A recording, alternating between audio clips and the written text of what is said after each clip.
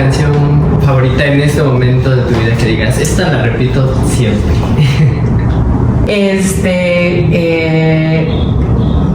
Don't Lose Fight se llama la canción. Y son unos hermanos que hacen una especie de música que no les corresponde. O sea, como que él es como Randy Newman y ella canta, pero pasa.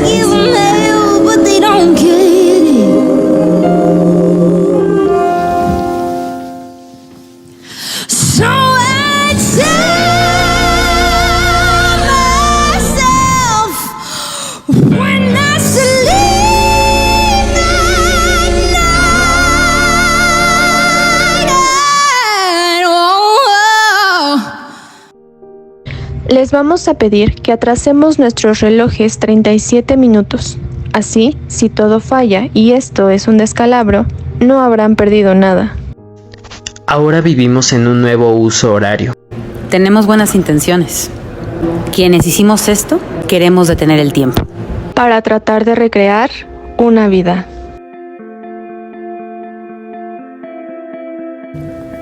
Hola, yo soy Mariana Gándara. Es mi cumpleaños número 2, creo.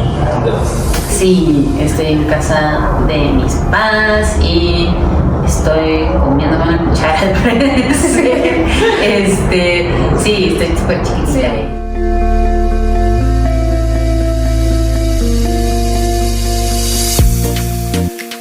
Mi santo padre Manuel Gándara es arqueólogo y sobre todo pues creo que es una persona que justo la idea de la docencia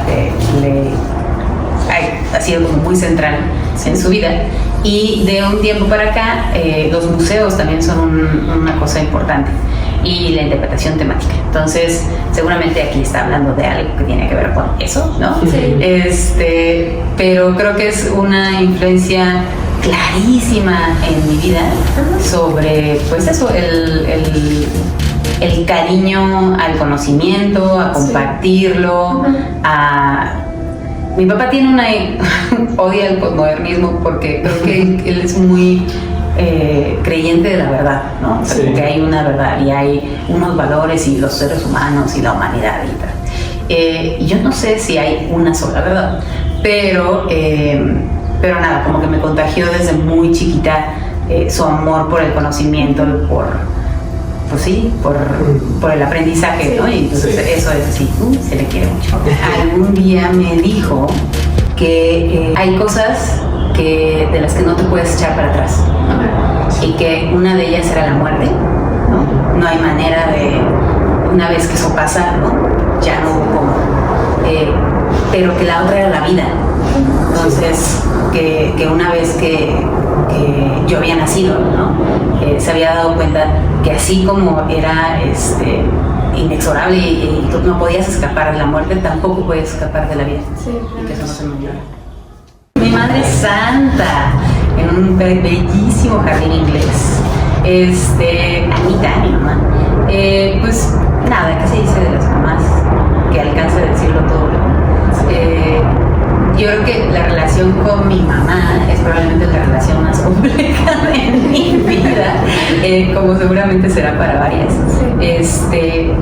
Pues nada, nos queremos muchísimo. Es una mujer preciosa en todos los sentidos, con quien hemos pasado por muchas etapas, ¿no? Sí. O sea, una adolescencia muy tremenda por parte de ambas, y luego como de darte cuenta que pues, es una persona y hizo lo mejor que podía, y entonces así como, ay, perdona mamá. Como a los 4 o 5 mi mamá intentó llevarme a ballet porque ella en algún momento hizo ballet. Sí. Y yo no, o sea, como que lo que me acuerdo es que era como una escuela que estaba al fondo de una colina. Sí. Y a mí lo que más me divertía era tirarme, ¿no? Entonces, como que mis mallitas rosas se manchaban de verde, ¿no? Porque claro, sí, del pasto. Sí. Es que creo que una cosa que hicieron muy bien mis padres fue que siempre procuraron mi creatividad. Claro. Entonces tuve ahí sí pues, un montón de privilegios en términos de qué es lo que quiere muchacha, quiere pintar, pues ahora le va a tener, ¿no? Que sus pinturitas, que quiere, que le gusta la música, bueno, pues, ¿no? El piano. como que toda esa posibilidad de juego siempre estuvo muy presente. Entonces, creo que crecí con una sensibilidad muy fomentada, ¿no? Sí, y como con esa cosa muy juguetona de explorar, probar. También era muy libre, ¿no? O sea, como que había una cosa muy de juego y de rockstarismo, claro. ¿No? O sea, como de sí, modelo, no sé qué. Entonces creo que cuando veo esta foto me encanta porque digo, güey, o sea, estabas lo más, ¿no? Así de diva absoluta, sin ningún tipo de preocupación sobre nada. Y además que bueno. Mi tío Edmundo era el hermano mayor de mi mamá y fue un hombre muy impresionante porque se dedicó a viajar por el mundo. Yo creo que fue como mi gran inspiración en ese sentido porque había estado en todos lados. Era un desmadre, era como el travieso de la familia, digamos. Y nada, no, es una foto muy bonita. Falleció hace 2 años ya y nada, se le extraña diario. El cabuling, o sea, la capacidad de joder a la gente que amas, ¿no? O sea, porque cuando dijiste una frase, lo primero que escuché en mi cabeza fue como, mi picalica. La picalica era como, entiendo, porque no me tocó, como una electrodoméstico de Molinex que tenía como un montón de fierros, ¿no? Que daban vueltas y picaba la comida. Y así me decía el culero cuando me pusieron brackets. Ya llegó mi picalica. Y yo. Mis abuelos, son mis abuelos maternos y mi tía Yola. A mi abuelo lo conocí muy poco, se murió a los 3 meses que nací, entonces la verdad es que siempre ha sido como una relación de oídas, ¿no? Sí. Pero bueno, se ve que era un tipazo y las historias que se cuentan de él están siempre muy divertidas. Con mi abuela sí fui mucho más cercana, me cuidaba, ¿no? Mis papás ambos trabajaban, entonces mi abuela era la encargada de cuidarme cuando era yo muy chiquita. Y luego vivió en algunas temporadas en mi casa, entonces sí fue una relación mucho más, pues eso, de abuelita total. La tía más cercana, la tía que era los Reyes Magos, la tía de verla todos los domingos, le detectaron un cáncer de páncreas en un momento en donde ya no había mucho que hacer. Y entonces falleció muy rápido. Fue la primera muerte cercana, inesperada, ¿no? O sea, y entonces a todos nos quebró, pero brutalmente su muerte. Y por eso en Nadie pertenece aquí más que tú. Claro, hay un personaje que soy yo, digamos, que habla de su tía Yola. Yo entré al Colegio de Madrid al año 7 meses y salí a los 17. O sea, no conocía otra cosa, ¿no? Claro. Y entonces era como de que todo el mundo ahí se sabía mi nombre, yo me sabía el suyo, ¿no? Y así, ¿sabes? Tenía como esta relación muy de casa, ¿no? Y llegué a la facultad y pues era un número, ¿no? O sea, número de cuenta 300, no sé cuál. Y eso al principio me generó como mucho shock, ¿no? O sea, como de, ¿qué es esto?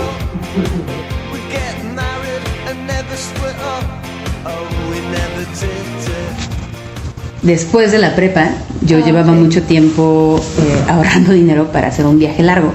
Y entonces me fui un año de mochilera así con 3 pesos a varios lugares y el clímax del viaje era Londres. Porque yo tenía como una obsesión, que sigo teniendo un poco, la verdad. Y había unos cursos cortos, como no de educación formal, digamos, ¿no? Pero eso, que podías tomar y eran de un par de meses o 3 meses, una cosa así. Y entonces tomé uno que era Introducción al Método, de Stanislavski. Otro que era sobre moda y Londres, una cosa así. Y para mí fue una experiencia rarísima, porque pues eso, estaba súper, o sea, tenía 18 y nada, era como estar en Londres intentando hacer un tranvía llamado, o sea, ya sabes, como difícil pues, pero también bien bonita, ¿no? Como del primer espacio, fue como mi primera clase de actuación que no fuera la del taller de teatro de la prepa. y de conocer eso, muchos lugares y como sentir de repente, ¿no? Que el mundo se abría y era bien. Su madre. Es que son un montón. Digo, de esa experiencia en específico, de haber tomado esos cursos versus la experiencia de la carrera, pues yo creo que algo que hacen los ingleses muy bien es que son excelentes mediadores del arte.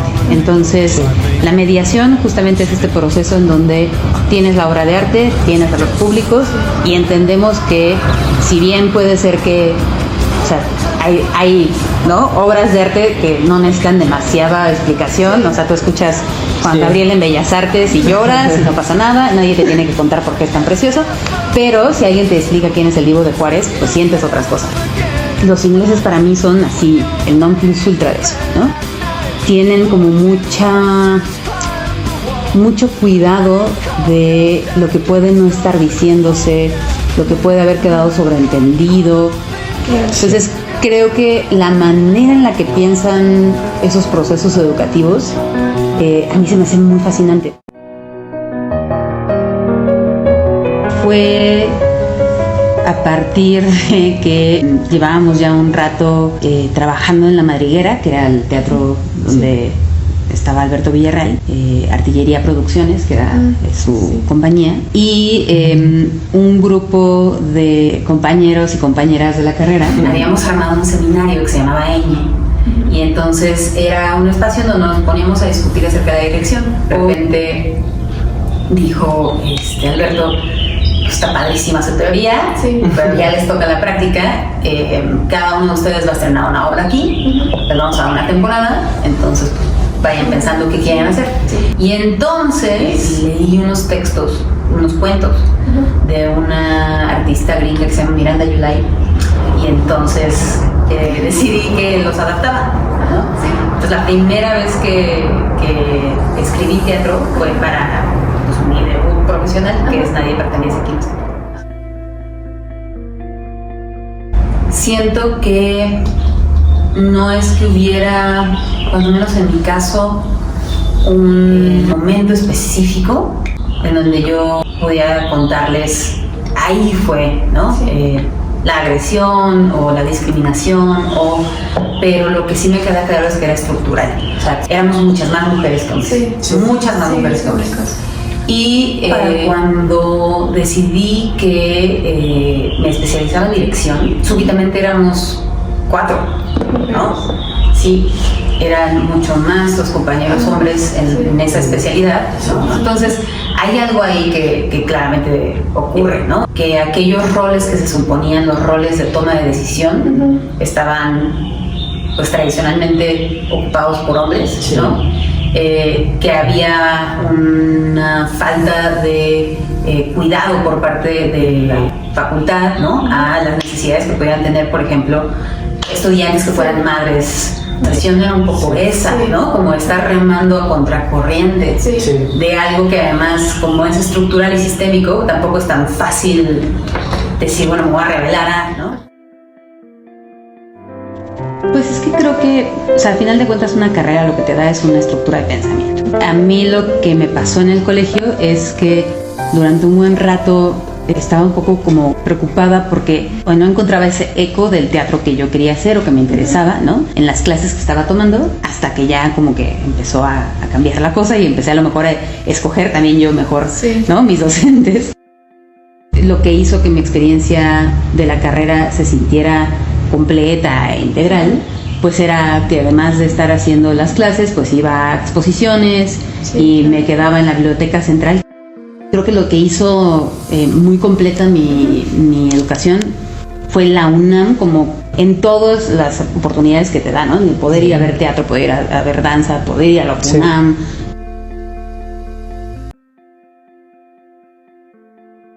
Fue muy padre, pero me hubiera gustado muchísimo seguir dando clases porque es algo que me gusta, me emociona y me parece además como muy profundo, ¿no? Pero pues la realidad es la institución tiene un serio problema con la relación laboral que guarda con la gente que ahí trabaja, ¿no? Entonces, los profesores de asignatura ganan una bicoca. Sí. O sea, yo gastaba más en el Uber para llegar a la facultad que en lo que se me pagaba por esa hora de clase, que eran 70 pesos.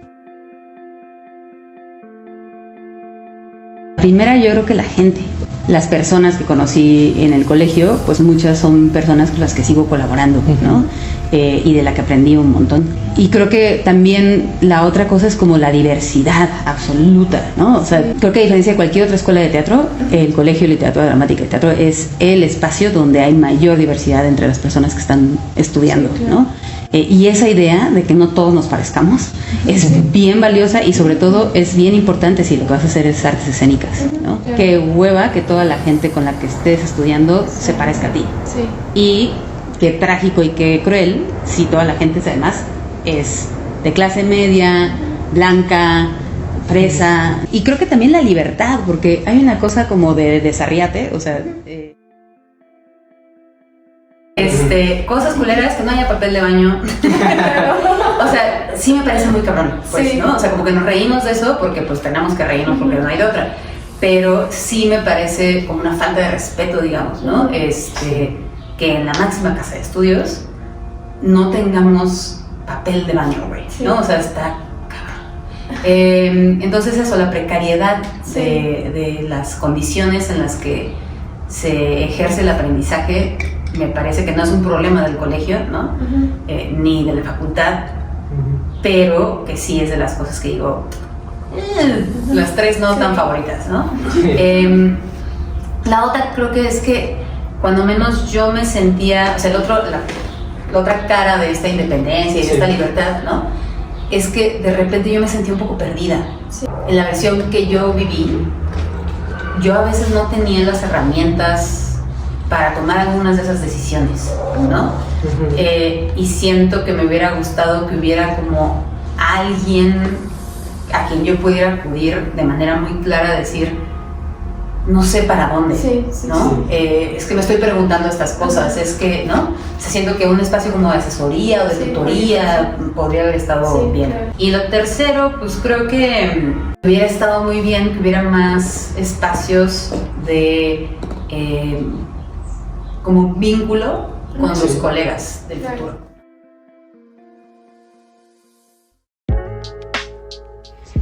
El colectivo Macramé, comenzado inicialmente por un grupo de amigos conformado por Mariana Gándara, Lalo Meléndez y Eloísa Ávila, es una plataforma dedicada a la creación de distintos proyectos que pueden tener múltiples formas. Cada proyecto es distinto y puede convocar a distintas personas cada vez. El colectivo comenzó haciendo instalación interactiva, para después hacer teatro, videoarte, arte digital, entre otros. Eloísa Ávila contrae matrimonio y se va a vivir a Suiza. Y así, el colectivo comienza a realizar proyectos paralelamente en Suiza y México. Está como una línea que traza todos esos proyectos, es el interés por la agencia de los públicos. O sea, por dejar de pensar que los públicos son espectadores.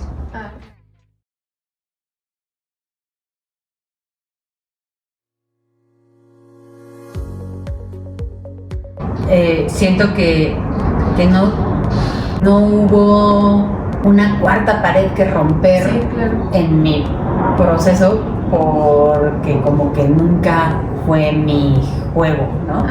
Creo que a mí lo que más me gusta del teatro es eso, es el encuentro, el convivio, y se me hace rarísimo que lo neguemos, ¿no?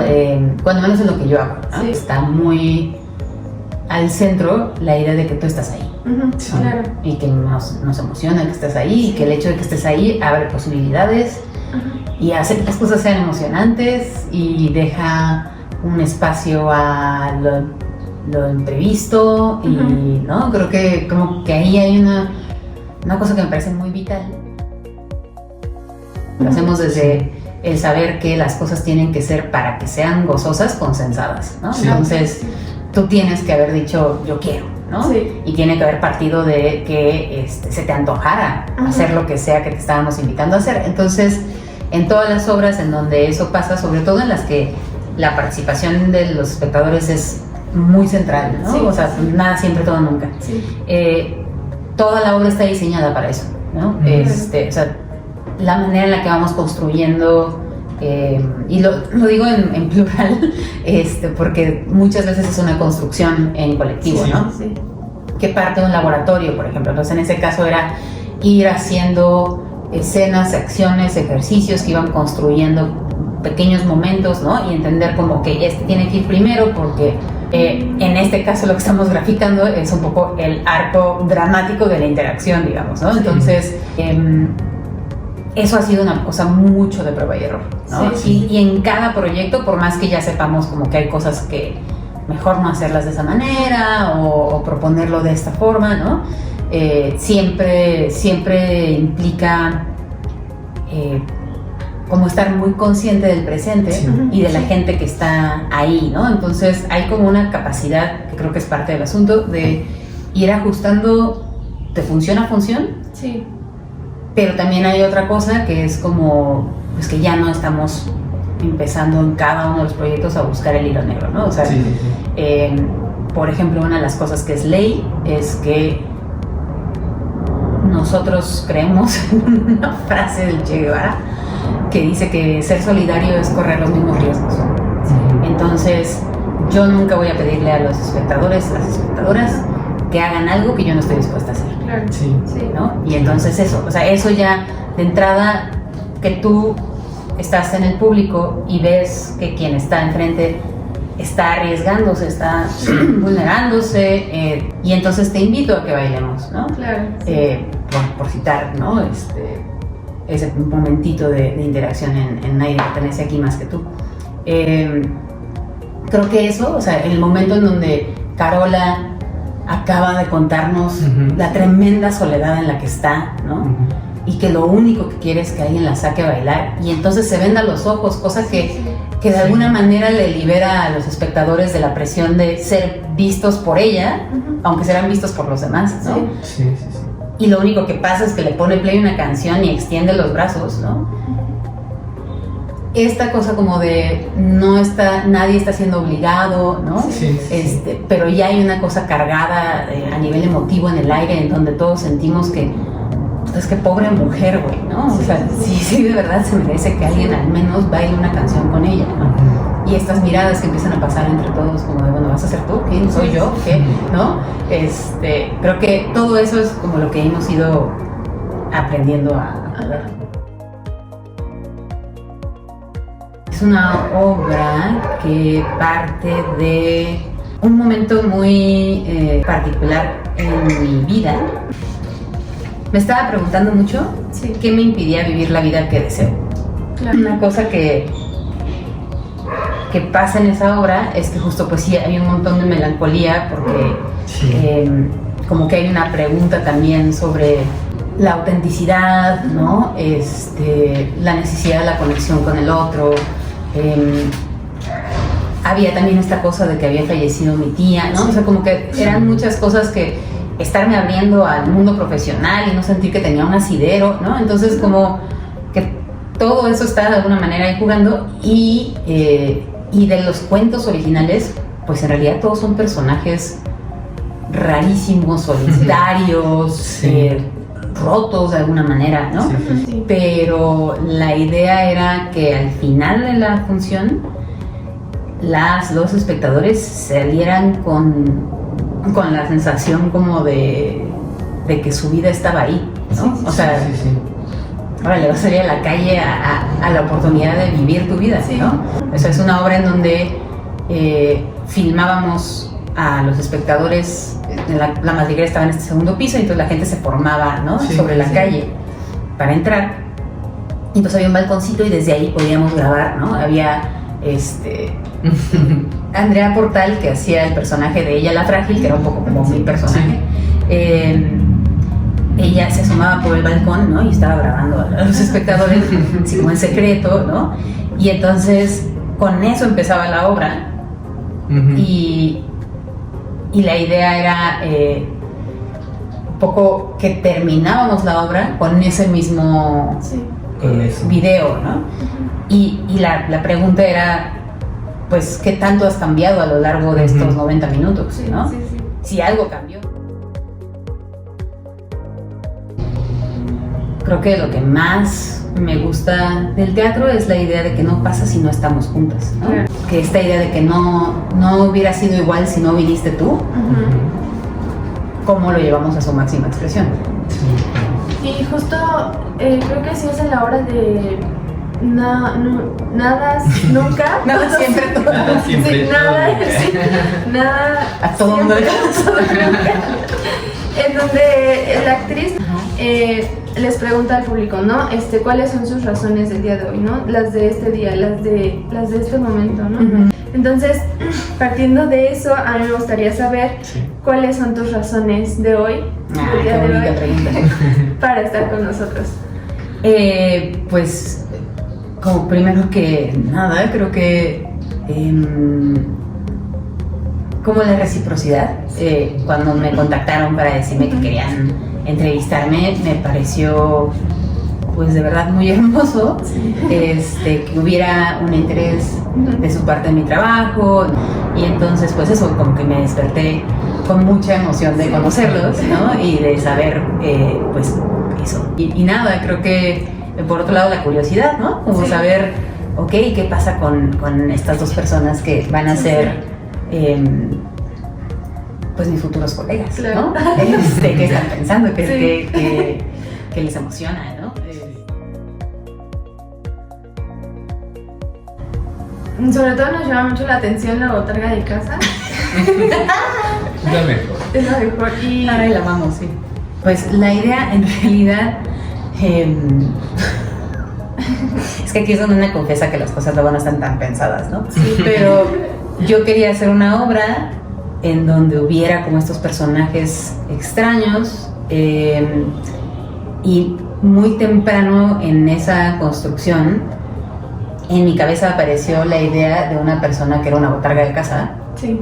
y entonces como que eso se quedó, y lo que me gustaba de esa posibilidad, más allá de la belleza de la imagen y de lo raro, ¿no? O sea, porque sí, Alma tenía que caminar, o sea, pasaba 90 minutos como encorvada, rarísimo, y bueno, y es una construcción preciosa de Tostli Godínez de Dios, ¿no? La marioneta habitable, como se llama realmente, pero bueno, le decimos la botarga de casa, así se llama el personaje. Lo que me gustaba mucho de eso era que el personaje no hablase de sí mismo, sino de la gente que vive dentro de su casa, ¿no? Y entonces que eso pudiera meter una línea en donde el lenguaje que se estaba utilizando iba a ser diametralmente distinto al de otros de los personajes, ¿no? Que, por ejemplo, ahí está una que habla primero, que es tal cual la primera que habla en la obra, pero que va a tener una relación como mucho más de confrontación directa con los espectadores, y tiene un habla mucho más, digamos, asumida desde ese yo en el presente, aquí, etcétera, ¿no? Y la botarga de casa todo el tiempo está hablando de esos otros que están quién sabe en dónde, en ese universo en donde hay ¿no? Hay seres que habitan esa casa que no sé qué, que es ella, ¿no? Entonces eso, como que por ahí va ese juego. Y esto que es Ana Valeria Becerril haciendo lo encontramos muy temprano en las exploraciones, que era muchas maneras de medir el tiempo, ¿no? Y entonces pues una de ellas fue lo que se consume, ¿no? Que además tenía que ver con el desgaste, que eran otras de las... porque empezamos haciendo exploraciones a partir de desgaste, precariedad y cansancio. Y encontramos esta cosa de las velas, ¿no? Las velas que se consumen, y eso cómo va marcando el tiempo.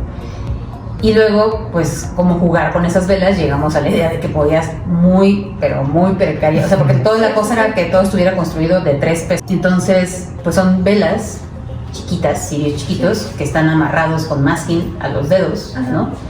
Y entonces es una escena en donde ella está hablando sobre el tiempo mismo, ¿no?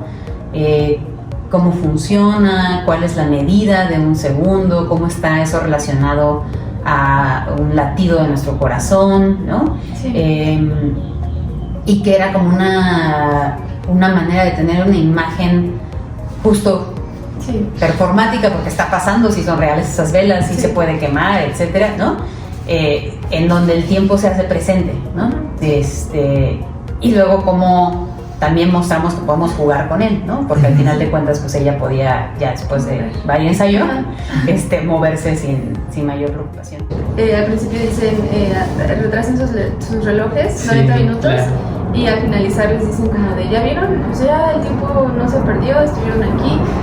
Y justo hay una pregunta que también te queremos hacer, que hacen en el texto, bueno, ¿qué haces en el texto? Que es, ¿qué es lo que más te frustra del tiempo? Creo que lo que más me frustra es sentir que el tiempo se me va sin que yo lo decida. Lo que me molesta mucho es cuando siento que mi tiempo vital, que sé que es finito, Sí. se está gastando en algo que yo no decidí, ¿no? Y donde yo dejo de tener como esa agencia sobre mi propio tiempo. Ahí es donde me frustro un montón. Sí. Pero eso sí. Y últimamente eso, la sensación como de, uy, es que sí se acaba. Para el FITU del 2020 Ajá. nos comisionaron de Teatro UNAM el hacer un manifiesto. A lo largo de los días del festival tenemos una especie como de stand en donde había unos cuestionarios y había distintas como categorías para ese cuestionario, ¿no? Estudiantes, docentes, artistas, funcionarios. Ajá. Y entonces lo que les pedíamos era que llenaran ese cuestionario que básicamente nos permitía entender cuál era su relación con el festival, qué pensaban de él en este momento Sí. y qué deseaban para el FITU del futuro, ¿no? Entonces estas fotos son distintas categorías de eso, ¿no? Un artista que había venido de Quebec a presentarse, mi querido Diego Álvarez Robledo, que también estaba presentando algo en esa edición, ¿no? Un estudiante del CUT, Sebastián Cobos, ¿no? Y bueno, Juan Meliá, ¿no? Director del Teatro UNAM, y Mario Espinosa, director del CUT. Sí. Y qué le estaban deseando, ¿no? Al festival, qué necesitaba, qué querían, ¿no? Entonces Sí. les pedíamos que en una frase resumieran lo que más le deseaban al FITU del futuro. Y con todo ese trabajo, es decir, con todos esos cuestionarios, con todas estas respuestas, había unas postales que podías mandar desde el FITU del porvenir, ¿no? Etcétera. Un montón como de dispositivos de juego para imaginarnos ese festival que todavía no existe, pero podría ser.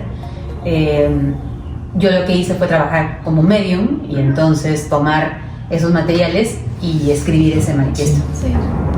Me llama mucho la atención esta frase que dices, el teatro no estará por encima de la vida, ¿no? Entonces, ¿alguna vez sentiste que el teatro estaba por encima de tu vida? Sí, bueno, eso, ¿no? O sea, creo que hay toda una escuela de a la función se falta desde la tumba, ¿no? Sí. Que me parece tóxica a morir y que además son como grandes medallas, ¿no? O sea, como que hablamos de anécdotas en donde la actriz fue a dar función el día en que habían asesinado a su padre, en donde, no, o sea, como unas cosas que es así de ¿por qué? Ajá, ¿Por sí. qué se dio función? ¿No? Sí.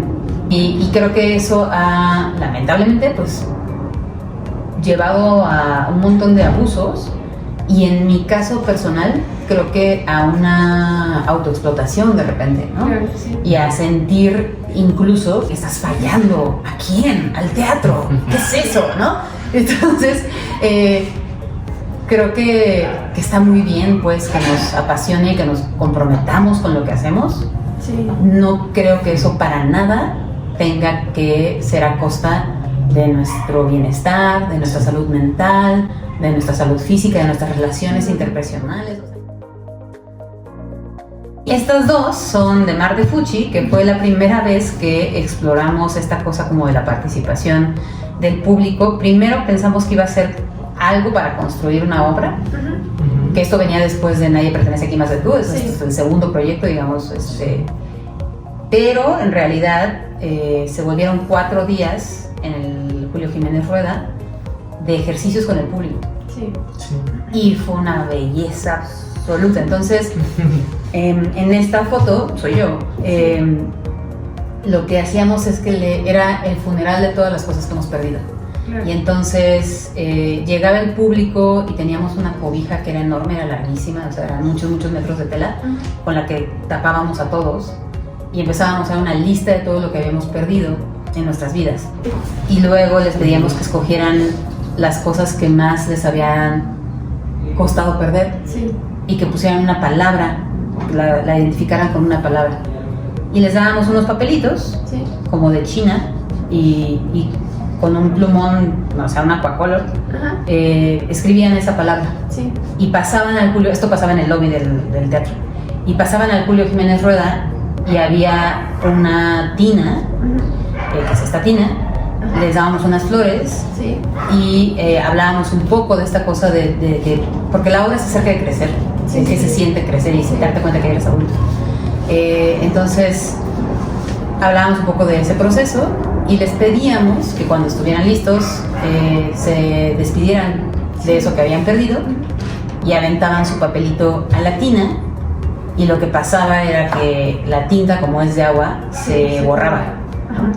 Entonces era un momento muy bonito y muy, pues sí, muy poético de sentir que eso estaba pasando, y atrás había una banda Mije que empezaba a tocar, y luego ya había tacos y cervezas. Sí, claro. Vuelvan cuando quieran. Traje una libretita Ay, con una dedicatoria para que sigas Qué escribiendo, hermosos. sigas creando. Y pues nada, voy a abrir. Pero, gracias. Cuando quieran. Ay, qué bonita. No, mira, nada más está chulada. Y Es muy hermoso. No se las voy a decir.